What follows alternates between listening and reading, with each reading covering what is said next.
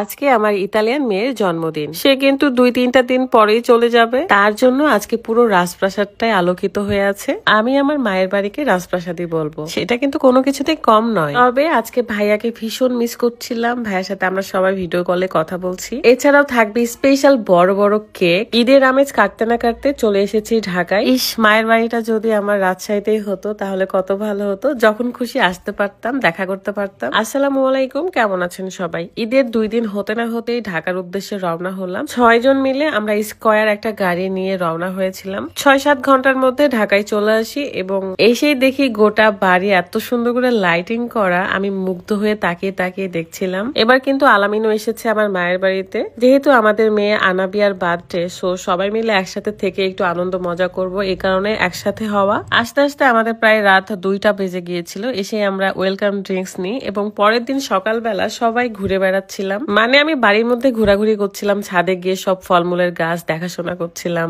ছাদে কিন্তু আনারস, আম, মালটা আরো অনেক সবজির গাছও লাগানো আছে। যাই হোক, যেহেতু সন্ধ্যায় প্রোগ্রাম, সো সবাই কিন্তু আস্তে আস্তে রেডি হয়ে যাচ্ছে। রুকায়াকেও আজকে রেডি করাবো। খুবই সুন্দর লাগছিল মাশাআল্লাহ আমার মেয়েটাকে। আমার লিমা আপুও কিন্তু রেডি হবে এবং তার বান্ধবী একজন বিউটিশিয়ান, সো সে এসেছে আমাদের সবাইকে মেকআপ করায় দিতে। এই স্টেজটা এত সুন্দর ছিল, এই ডেকোরেশনটা আমার কাছে খুবই ভালো লেগেছে। স্টেজের সাথে ম্যাচিং করে কিন্তু ড্রেস কোড ছিল হোয়াইট এবং ক্রিম কালার। অনেকেই ড্রেস কোড আসলে মেনটেন করে নাই। বাড়ির সামনে আসলে ভীষণ ভালো লাগে কারণ লাইটিংটা এত সুন্দর। আমার মেয়েটার এই লুক চেঞ্জ ভিডিওটা আপনাদের কাছে কেমন লেগেছে অবশ্যই জানাবেন।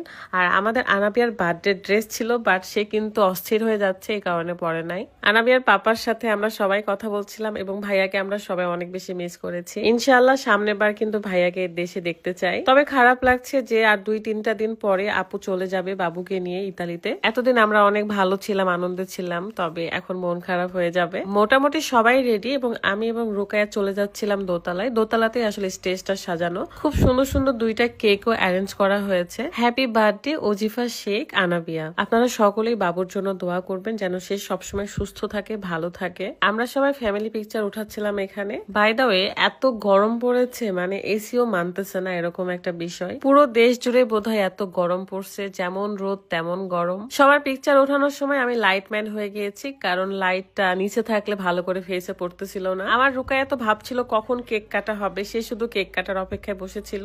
আর এখানে অনেক সুন্দরী সুন্দরী রমণীরা ছিল, অনেকে আমাদের ভাগ্নি, অনেকে ছেলের বউ। এই বয়সে আমি তো দাদিও হয়ে গেছি, ভাবতেই অবাক লাগে। এটা হচ্ছে ভাগ্নির মেয়ে, তার মানে বলছেন আমরা অল্প বয়সে দাদা দাদি হয়ে গিয়েছি।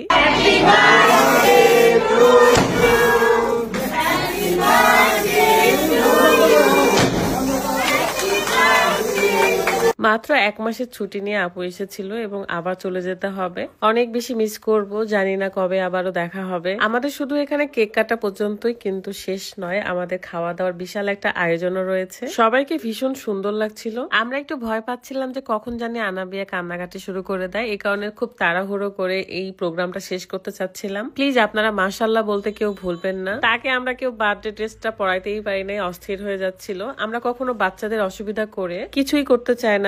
আসল কথা যে সৌন্দর্য বাড়াইতে গিয়ে কষ্ট দিতে চাই না। আমাদের মেয়ে এমনিতে মাশাআল্লাহ অনেক বেশি কিউট, অনেক সুন্দর, ঠিক বাবার মতো। এই বার্থডে প্রোগ্রামে ডিনারে থাকছে পোলাও, রোস্ট, গরুর মাংস, টিকিয়া, এমনকি ফ্রাইও থাকছে। সো এত কিছু খেতে খেতে আমার আর ভিডিও করা হয় নাই। সবাই মিলে ভীষণ টায়ার্ড ছিলাম, তাই আমরা ইচ্ছে মতো খাওয়া দাওয়া করে কখন ফ্রেশ হয়ে ঘুমাই পড়ছি, হুঁশ নাই কারণ। বাবুর জন্য সবার দোয়া কামনা করে আজকের ভিডিওটা শেষ করতে চাচ্ছি। সবাই ভালো থাকবেন, সুস্থ থাকবেন। আল্লাহ হাফিজ, আসসালামু আলাইকুম।